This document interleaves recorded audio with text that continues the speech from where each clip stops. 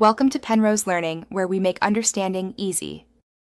You start by writing each rational as a fraction or mixed number. This makes placement exact. Once done, choose a common denominator or a clear scale so ticks align. For example, convert to twelfths or tenths. Make sure to draw the number line long enough to include needed integers and negative values.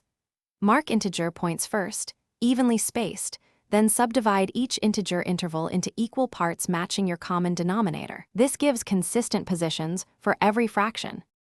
Now convert every rational to that shared denominator so comparisons are direct.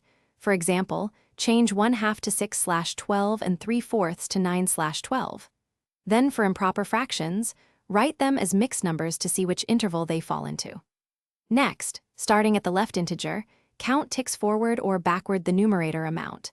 Because ticks are equal, each step equals 1 unit of your chosen fraction. This method keeps spacing accurate and makes relative order obvious. To finish, place a clear dot at each counted tick and label it with the fraction or mixed number.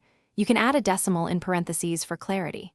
Once plotted, double-check placements by reducing fractions to lowest terms or converting to decimals to confirm spacing and order.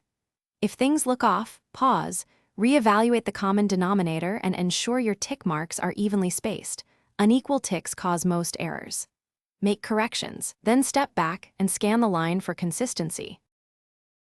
Thanks for watching. If this was helpful, leave a like and consider subscribing. See you next time.